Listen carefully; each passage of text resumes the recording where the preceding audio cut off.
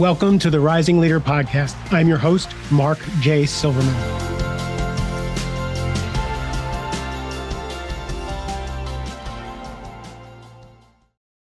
I can hardly contain my excitement. I'm getting to talk to someone I had on the Mastering Midlife podcast about 3 years ago. I've been following his journey. What really attracted to him in the first place was I was part of this whole Twitter, self-help, venture capital, money Twitter kind of bro thing that I was really interested in all the growth and all the exploration a lot of these young men were and young women were doing. So it was really fascinating for me to watch. And one voice just stood out to me because he's a former venture capitalist. He's a former, balls to the wall go-getter guy who was starting to question that lifestyle that he had. And he was starting to explore something different and looking at things in a different way. And this is when we had Mastering Midlife.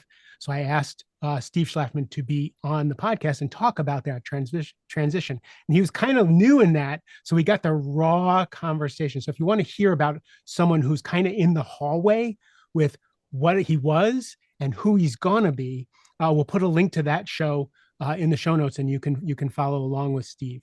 But today I've asked him to be on the podcast because, as you know, the theme for the first half of 2025 is how do we change our relationship with success, with the constant change that is our world now, and the things that are being thrown at us. How can we not only survive, but how can we thrive? How can we be ambitious without having it eat it up? And that's what Steve has dedicated every minute of his life, besides taking care of his family, to doing. So officially, Steve Schlafman is a former partner and principal at top New York venture capital firms, including Primary Venture Partners and RRE Ventures.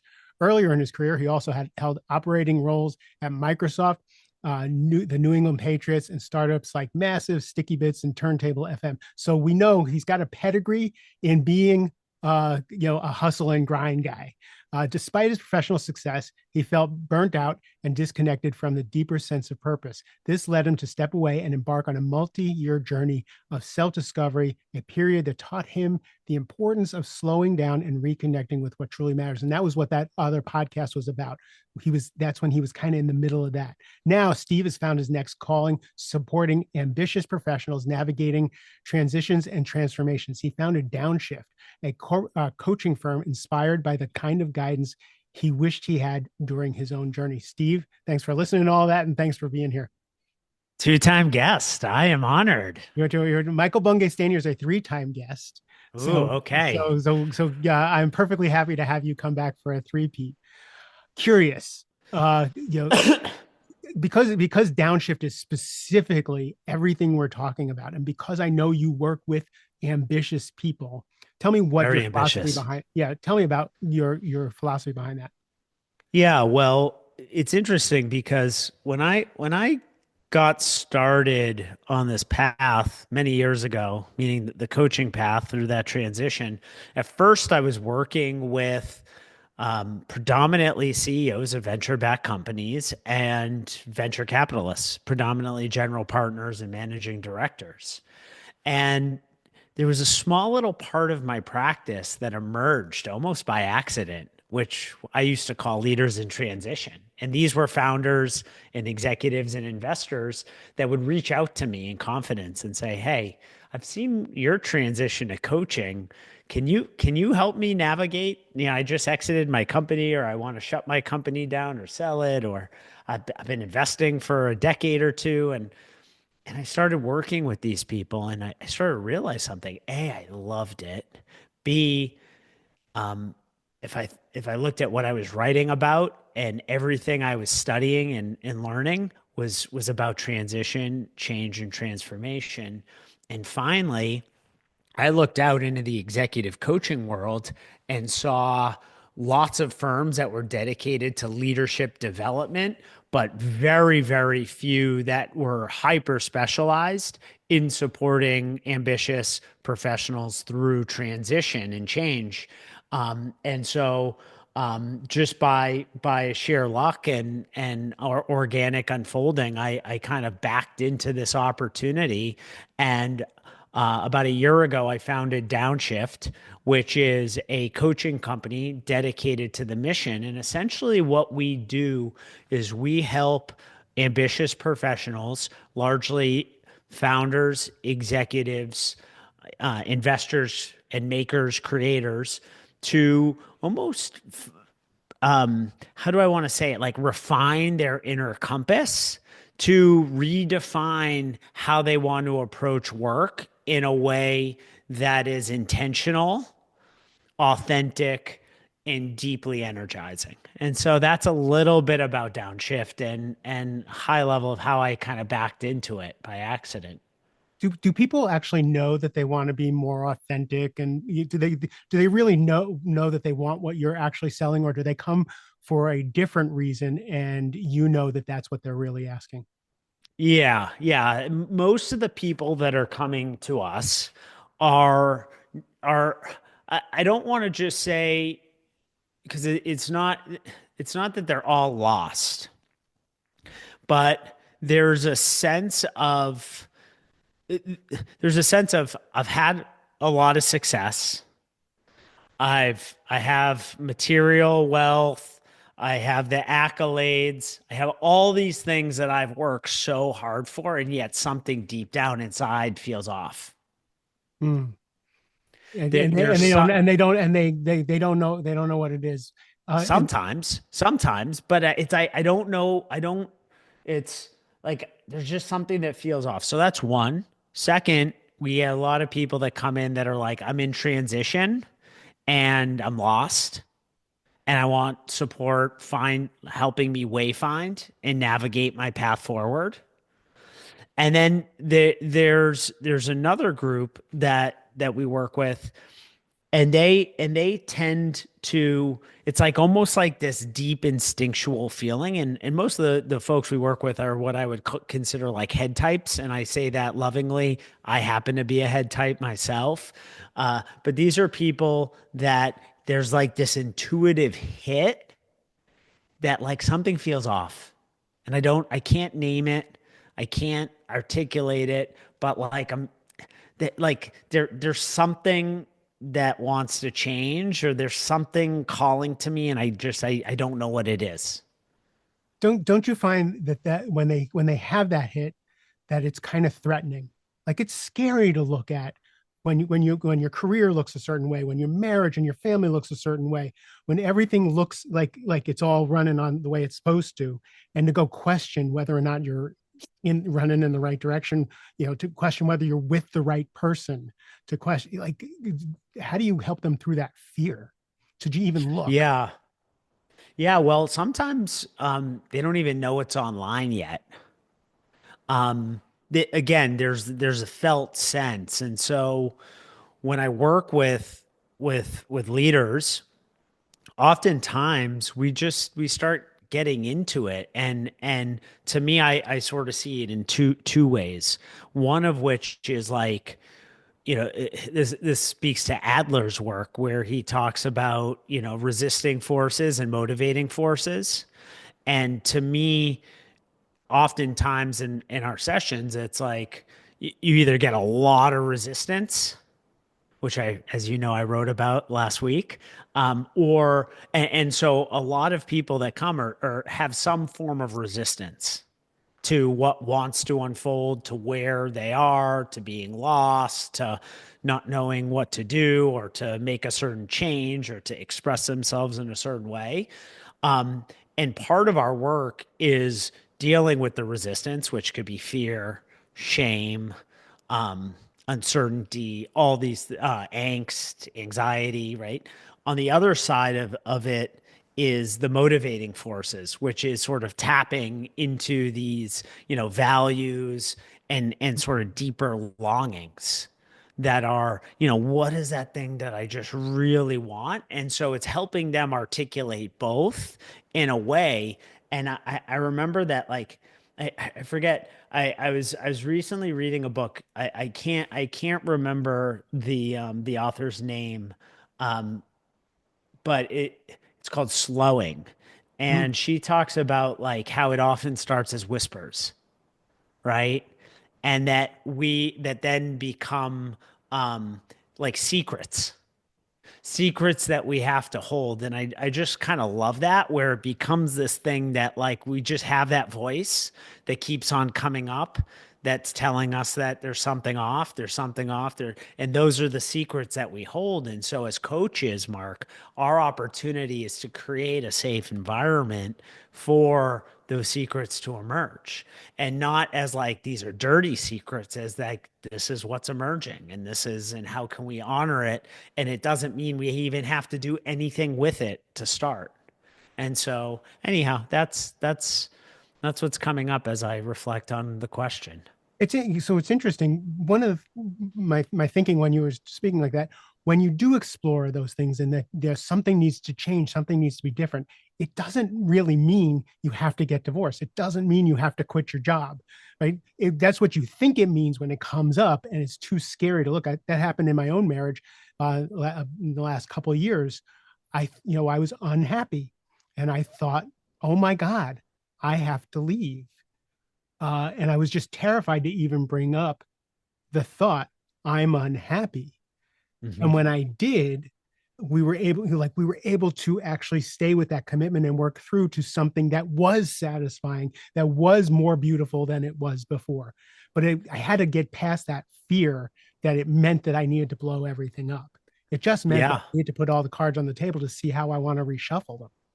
Ooh, well, thanks for sharing that. Wow. It's my podcast. Why not Yeah, get I'm vulnerable, I'm right? I'm I'm touched, and listen, I can deeply relate to that same exact experience. And my own coach, because I was talking about something very similar with her, is um I tend, and I'd imagine a lot of people listening right now have a tendency to, like, if there's a problem, you got to go fix it. You got to come up with a solution, and like, and for me, expressing some like displeasure with my relationship, and some doubts, it's almost like, and this is the work that it's like, how do you actually help me sit in the mystery of it without seeing it as a problem to be fixed, and more something that's going to evolve and adapt and unfold. And as I've sat with that in the context of my life and my marriage, what I've discovered is my perspective is shifting so much. And I'm like, oh, that thing that I thought that I was so sure of, I'm not so sure of. And to your point, it then allows us to shed light on it and then be like, oh, okay, so I'm not just this one. And so I only share that because that's part of the work that we do, is helping these high performers, highly ambitious people that are used to just driving through, start to not slow down to a standstill, but start to slow down enough where it's like, what is your relationship to mystery and unknown? What does it feel like to not have to fix something, Yeah, right? that's a Um, tough one. I'm a it fixer, is. right? That's Me a too. I'm really good at it. And when it's not called for, I have to sit in that discomfort. So yeah, Yeah, and it's scary and it's uncomfortable. I got a relationship coach, and she said to me, she says, Mark, you're a leadership coach. She says, but you manage your relationship really well. You don't lead in your relationship. And I was like, Steve Chandler said my book was the best leadership book he ever read. What do you mean I Wow. don't lead in my relationship? And she was totally right. How I am in the Hmm. rest of the world wasn't how I was in my intimate relationship. And I had to show up differently, which transformed Hmm. my entire being. So the thing that scared me turned out to be the thing that changed me for the better. Let's go back to work. Hmm. So most of the people on this podcast are not leaving their job. Most of my Great. listeners, most of the people I work with, they're not leaving their job. They actually like their career. The stress might be a little bit too much, but it's the price for admission. Hmm. And when I work with my clients, I work with slowing them down. I work with having them, really feel into their values and why they spin on overdrive all the time when it's not necessary, right? How do you get Hmm. traction? and I get them to actually take weekends off. And I get them, have one client who couldn't have a relationship, worked 7 days a week until 2 o'clock in the morning, now takes vacation, is about to get married, right, and promoted, right. So they slow down and they get promoted and they have, become more successful. So I'm curious, with all your reading and all your personal experience in, especially in the venture capital world, you know, how do you square that ambition with actually slowing down, if that's a good word for it? Yeah.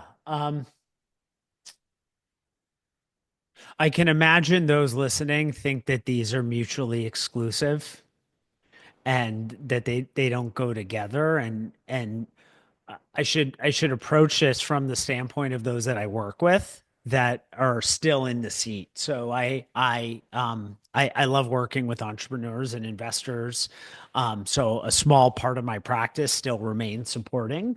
But oftentimes they come to me and they're like, my whole life is work. I just got engaged. Like my not even marriage is on the fritz. Mm-hmm. Um, I'm not taking good care of my body. It's like my health is suffering. If I don't slow down, I'm gonna kill myself. Like I could have a heart attack. I heard that from a client 2 weeks ago. Or like I just want more, I need more multidimensionality. All I'm doing is work. And I'm working with a C-level executive at a Fortune 500 right now who reached out to me and was like, "Hey, Steve," um, he said, I've had so much success and I want to maintain my edge, but I also want to change my pace. And for across the board, what I would say is it always starts with um, what are those, like the sort of the success scripts? What are the scripts that are driving me to work? Like what are the stories and the beliefs and the things that make me have to work around the clock and stay busy and being productive? And 9 times out of 10, they're the things that got them to be successful in the first Of place. of course, absolutely. Um, so that's the first thing. The second, which is what are the emotions and sort of the instincts beyond the scripts, like the more embodied somatic that are driving you forward and that are in some ways resisting creating more multidimensionality or balance. And so then looking at those resisting forces, um, maybe, in the case of this one executive that I just mentioned, the C-level executive, they have a culture where everyone is working around the clock. Even in the CEO meet, everyone's on their computers working in the meeting with all the executives. That's productive. And yeah, and it's a very good company too. And he's like, there's a different way of working. And so for him, like, and this is very common, which is setting boundaries, saying no, deciding what is truly essential, um, delegating. It's these kinds of things that are, I'm sure, not unknown to those listening. I'm sure that they know these things arguably better than I do, but there is that emotional component to be able to step more into it and create more structure and boundary. The other thing, which is it's not slowing down for the sake of slowing down. It's like, what is that underlying desire, that longing, that motivation? Maybe it's I worked with this guy who had a 3-year-old, and he's like, I'm working 7 days a week, literally public company, and I want, like, literally I'm working on the weekends. I don't really spend any time with my daughter, and I don't want her to grow up with a father that all he did was work, that she doesn't really remember. And so, like, connecting to that longing for deep connection with his daughter. And then the last thing I'll say is what I see time and time again, because I work with entrepreneurs in transition, all of their identity becomes that role of the entrepreneur. Right. And it's not only internally reinforced, but it's externally reinforced by culture as well. And if all of the eggs are in that basket, if there's no multidimensionality, what I often see in the program we run and in the one-on-one clients that we serve is that that the transition becomes even more difficult because there's not that multidimensionality, there's not that structure, there's not the through line. And so the title, the role, the structure, all those go away. And then it's like, okay, who am I now? Mhm. Who am I now? And so anyhow, that I'm sort of just jamming on the question, but that's what's coming up for me, Mark. Yeah. So when you talked about the daughter, the piece that I hear other people hearing is I'm going to slow down at work, not be as effective at work, not be as productive at work because I want to spend time with my daughter. And I don't think that that's the truth. I don't think that's the right way to look at that. Would you agree? Oh, absolutely. Right? Absolutely. Because that Yeah. is because what I've seen in my own lab of of dozens of clients is when they do take the time to take care of their bodies. I have a Mhm. rule with my clients. I am 62 years old. If I am in better shape than you are, we have a problem. Mhm. Right? Yeah. Like your 40-year-old body is going to be taking care of your 60-year-old body. So we start now. Mhm. But the sharpness, the what you bring to the job when you spend time with your family, when you spend time with a contemplation practice, when you exercise, when you have a hobby, is just exponential, so that you get so much more traction. And I just watch them become more productive and better teammates. Yeah, I've seen the same thing as well in my practice. And to me, God bless him. One of my first managers at Microsoft used to say, I expect you to work 60 hours a week. He said, but I don't expect you to spend 60 hours a week in the office. And his point was that I want to see you immersing yourself in the things that excite you and energize you related to your role. So maybe that's reading books.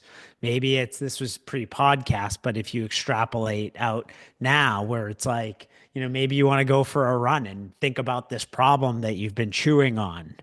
And so I always love that. And I give the same feedback to those that I work with that are still in the seat, which is like it's not necessarily that you're not like if your seat is in the chair, it doesn't work. Like the way the brain works is the default mode network is still chewing on the problems. And in fact, I would say it is likely even more effective if you're not just immersed in work 100% of the time.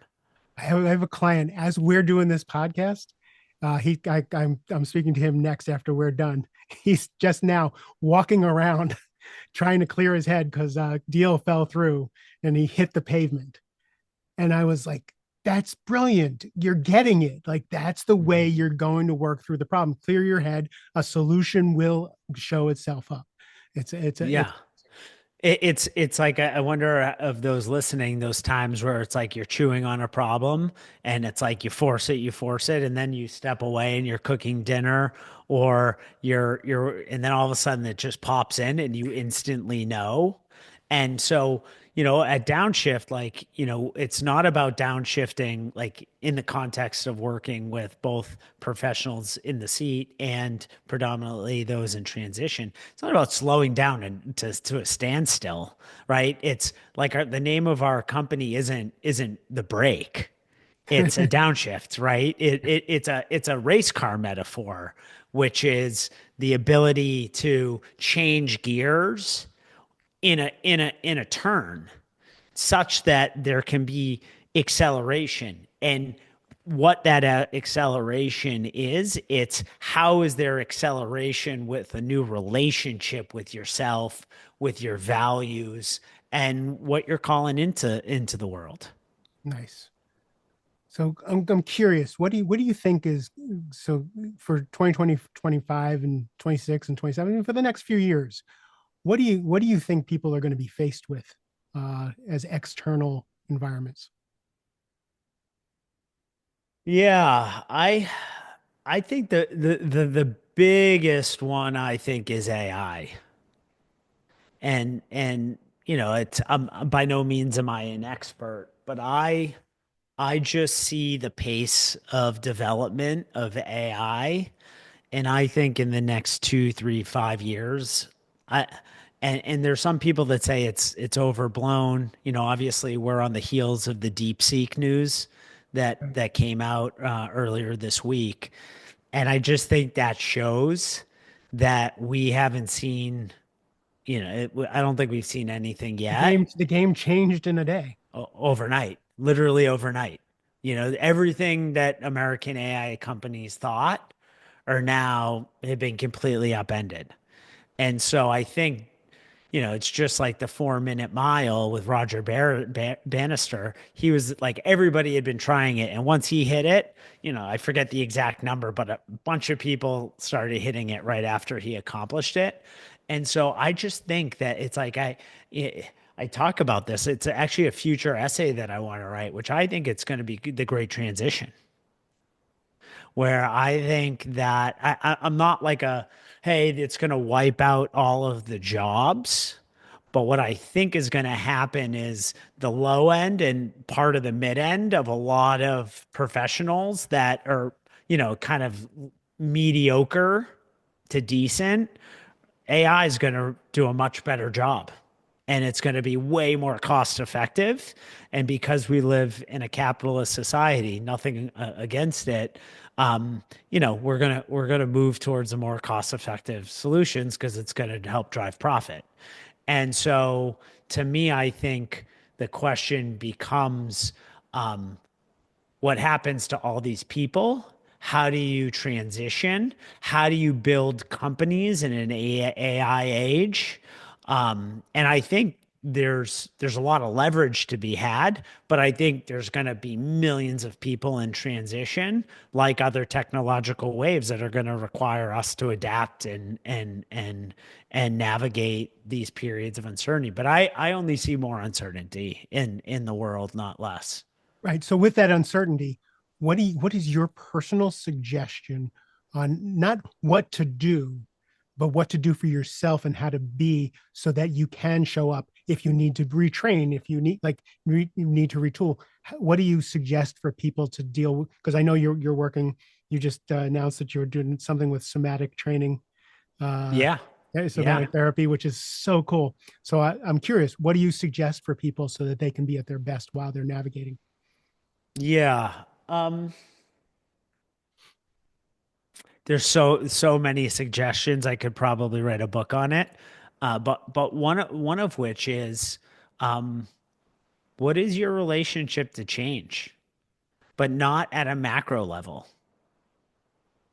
on a micro level. What is your relationship to control? And begin to notice when things are changing that are completely outside of your control, and just notice how you react. Because I believe that that becomes the practice where it's, oh, I'm noticing a desire. There's a threat in my system right now. I feel like I'm not safe and secure because I don't have control. Mm. And so, beginning to notice that instinctual reaction to want to control and to begin to observe it and do that over and over and over and over and over again. You've just named my practice. Again, what I thought about, what do I need to do for myself? And it's having my nervous system be okay with taking things as they come. Hmm. Yeah. And what the mantra was, oh, it looks like the world hasn't asked my opinion about anything. Anything. Yeah. Like Yeah. nothing. Nobody's consulted with me. okay, so how am I going to be with however the world decides it wants to be? And that's opened up a whole new place of surrender and fluidity for me. I have ADHD. I should be Me able to too. adapt. I should be able to adapt to anything. But this Yeah. is coming from a much healthier place. Yeah. One thing that I do want to mention, because I think just to piggyback off of what I said and your point, which is we in the West tend to think, and I think it's just it's embedded in our culture that we are individuals, we have agency and freedom, and in a lot of ways, that's what makes America great is the promise of possibility and potential, and yet. It fails to recognize that we are complex human beings nested in complex systems and in the environment. And we tend to think as ourselves as separate from our environment. But when we slow down, and we really are able to feel into our experience, we begin to see that we are one with our environment, and that what arises in our environment, whether someone walking by you on a street and you have a thought about them, or getting news that a key employee is quitting, or reading something in the news, we're having these reactions all, and when we slow down, we actually see that we are just reacting, and we are embedded in an environment, and our system is reacting to what we're perceiving and based on our long-standing conditioning. So I just want to say, like, the other part of that is recognizing that there is an orchestration of life happening that is so complex and vast and infinite, the human mind can't even understand Well, you and I, we could do a whole episode on that, it. and Let's people do will. it. Then there'll be cars coming and carting us away when we really Yeah. get down to that one. Cool. So I'll leave you with one question. What do you know that the whole world needs to know? What, in all your explorations, in all your reading, in all your practices, what have you learned that you just think people should know?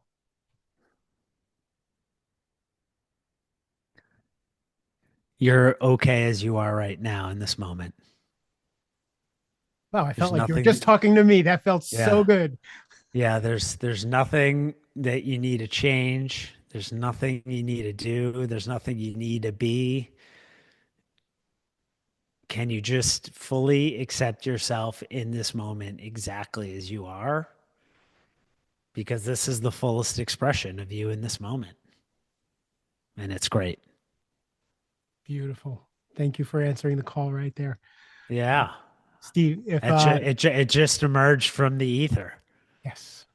If people want to get in touch with you, we're going to put this in the show notes so people can just click. But if people want to get in touch with you and need more of you, where can they find you? They can find, I think the best place is my personal website, which is Schlaf, SCHLAF, as in Frank.co, Schlaf.co. You can find me on Twitter at Schlaf. I'm less active there these days, but I post daily or so, just like quick musings. Um, and then downshift.me. Downshift.me is our company website, has our programs and coaching offerings. And yeah, we'd love to hear from you if anything I said spoke to you or resonated. Yeah. We're also going to put the link to your blog posts because Oh, right. your Where the writing road bends. Where the road bends. Yeah. your writing not only is it insightful and good, but your prose is really riveting. You've learned Yeah. how to start a story like a novel. It's really I'm really Yeah. Well, I think your book is it's right there. been, I to those listening, if you ever have a creative instinct, a desire to create art, literature, whatever it is, um, it, if you commit to it, it's incredible how fast you can develop it. And so that's been me working on it every day for 3 years, and here we are. Incredible. Steve, thanks for bringing your wisdom. Thank you for being in my life for so many years. Yeah, Mostly electronically, but I really appreciate it. I appreciate you, Mark. Thanks for having me. Everybody else, I hope this was useful and helpful and valuable. I love you a ton. Have a great rest of the day.